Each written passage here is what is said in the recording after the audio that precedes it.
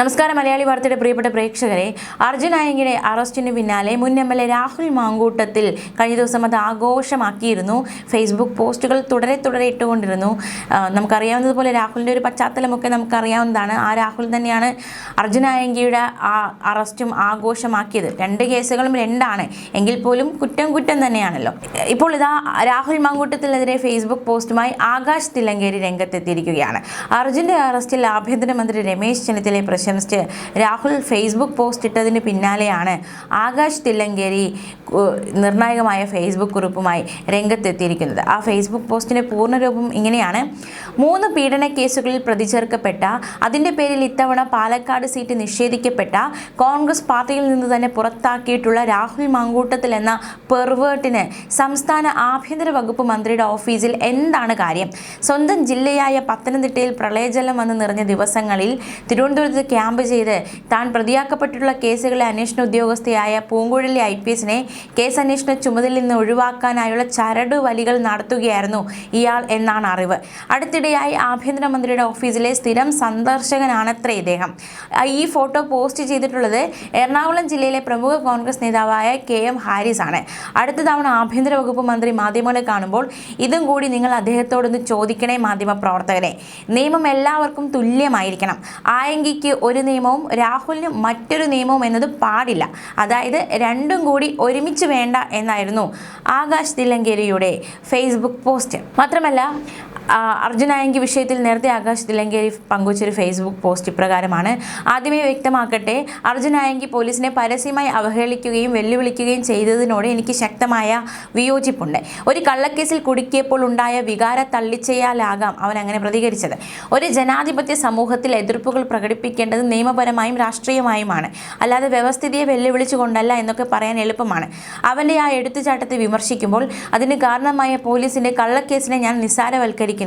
അതിൽ അവനും കൂട്ടുകാർക്കും ഒപ്പം തന്നെയാണ് അന്നും ഇന്നും എന്നും നിലകൊള്ളുന്നത്. പക്ഷേ ഒരു തെറ്റ് ചെയ്തു എന്നതിൻ്റെ പേരിൽ ഒരു പൗരനെ വെടിവെച്ച് കൊല്ലാൻ ഉത്തരവിടാൻ ഇത് സംഘപരിവാർ ബുൾഡോസർ ഭരണമുള്ള UPയോ ബീഹാറോ അല്ല. ജനാധിപത്യത്തിൻ്റെയും മനുഷ്യാവകാശങ്ങളുടെ മഹത്വം പറയുന്ന കോൺഗ്രസ് കേരളത്തിൽ സംഘപരിവാർ അജണ്ട നടപ്പാക്കാൻ ശ്രമിക്കുകയാണോ? ജനങ്ങളുടെ ജീവനും സ്വത്തിനും സംരക്ഷണം നൽകേണ്ട ഭരണകൂടം ഒരു പൗരൻ്റെ ജീവനെടുക്കാൻ ആഹ്വാനം ചെയ്ത് തുനിഞ്ഞിറങ്ങുന്നത് ജനാധിപത്യത്തോടുള്ള വെല്ലുവിളിയാണ്.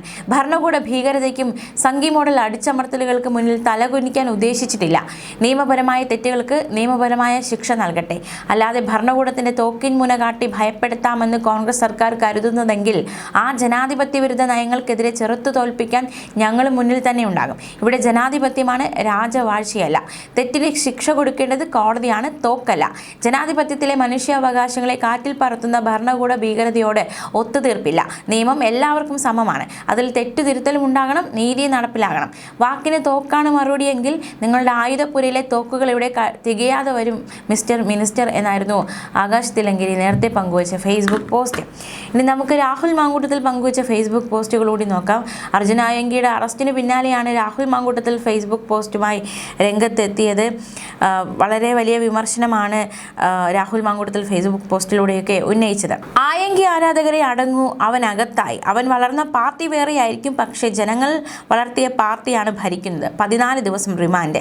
കേരളത്തിലെ ആഭ്യന്തരമന്ത്രിയുടെ പേര് വിജയൻ എന്നല്ല, ചെന്നിത്തല, രമേശ് ചെന്നിത്തല എന്നായിരുന്നു രാഹുൽ മാങ്കൂട്ടത്തിൽ പങ്കുവച്ച ഫേസ്ബുക്ക് പോസ്റ്റ്. അതേസമയം നമുക്ക് മറ്റൊരു റിപ്പോർട്ടിലേക്ക് കൂടി പോകാം. അർജുൻ ആയങ്കിയുടെ അഭിഭാഷകൻ കഴിഞ്ഞ ദിവസം മാധ്യമങ്ങളോട് പ്രതികരിച്ചിരുന്നു. എന്താണ് അഭിഭാഷകന് പറയാനുള്ളതെന്ന് കൂടി വിശദമായി നോക്കാം. മജിസ്ട്രേറ്റിന് കോടതിയിൽ ഹാജരാക്കി അദ്ദേഹത്തെ റിമാൻഡ് ചെയ്തു. ഇല്ല, ജാമ്യാപേക്ഷ ഇന്ന് കൊടുത്തിട്ടില്ല. അതിന് പോലീസ് ബാക്കിയുള്ള കാര്യങ്ങൾ ചെയ്യട്ടെ. 3 കേസുകൾ നിലവിൽ ആയങ്കിക്കെതിരായിട്ട് നോൺ ബെയിൽ ഒഫൻസുകൾ 2, ഒന്ന് ആലുവ സൈബർ പോലീസും ഒന്ന് കോതമംഗലം പോലീസ്, ഊന്നുങ്കലല്ല കോതമംഗലം പോലീസാണ് FIR രജിസ്റ്റർ ചെയ്തിട്ടുള്ളത്. ഊന്നുങ്കൽ പോലീസ് ഇൻസ്പെക്ടറാണ് ആ കേസ് അന്വേഷിക്കുന്നത്. കോതമംഗലം SHOയെ ഭീഷണിപ്പെടുത്തേണ്ട കേസാണത്. അത് കോതമംഗലം തന്നെയാണ് FIR രജിസ്റ്റർ ചെയ്തത്. ഊന്നുങ്കൽ പോലീസിലെ ഇൻസ്പെക്ടറാണ് ആ കേസ് അന്വേഷണത്തിന് ചുമതല വഹിക്കുന്നത്. ഇന്ന് തന്നെ മജിസ്ട്രേറ്റിന് മുന്നിൽ ബെയിൽ ആപ്ലിക്കേഷൻ ഇട്ട ജാമ്യം കിട്ടുന്ന കേസുകളാണ് ഈ എല്ലാ കേസും.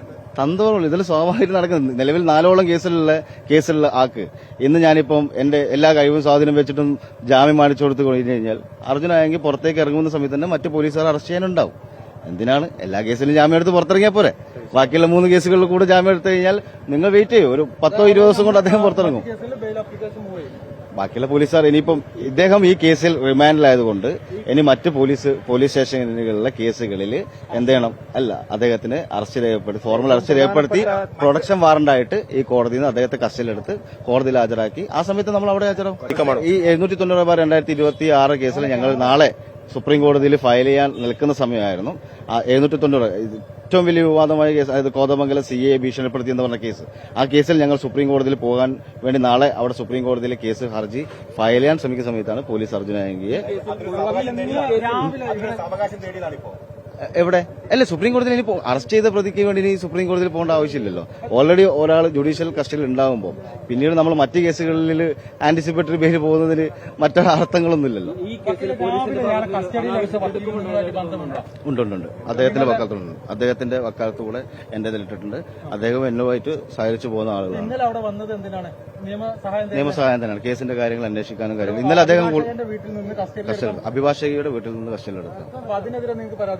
ഒരു പരാതിയില്ല. കാരണം അവർ ഓൾറെഡി കസ്റ്റഡിയിൽ അവർ വക്കാലത്തും നിയമോപദേശം നേടാൻ വേണ്ടി വന്നതാണ്. അതിന്റെ മറ്റു കാര്യങ്ങളെ കുറിച്ച് ഞാൻ ഇപ്പോൾ സംസാരിക്കാൻ ആഗ്രഹിക്കുന്നില്ല. ഇപ്പൊ എന്തായാലും അഭിഭാഷകൻ എന്ന നിലയിൽ അർജുന്റെ അഭിഭാഷകൻ ഞാനാണ്. അത് മുന്നേ ഈ 790 കോതമംഗലം SHO ഭീഷണിപ്പെടുത്തുന്ന കേസിനകത്ത് ഞങ്ങൾ മുൻകൂർ ജാമ്യാപേക്ഷ കൊടുക്കാൻ വേണ്ടിയാണ് പോയിട്ടുള്ളത്. ഹൈക്കോടതി കഴിഞ്ഞ ദിവസമാണ് ജാമ്യം തള്ളിയത്. അതിനുശേഷം അതിന്റെ സുപ്രീം കോടതിയിലേക്ക് പോകാനുള്ള എല്ലാ ശ്രമങ്ങളായിരുന്നു. നാളെ സുപ്രീം കോടതിയിൽ കേസ് ഫയൽ ചെയ്യാൻ വേണ്ടി നിന്നതാണ്. അതിനിടയിലാണ്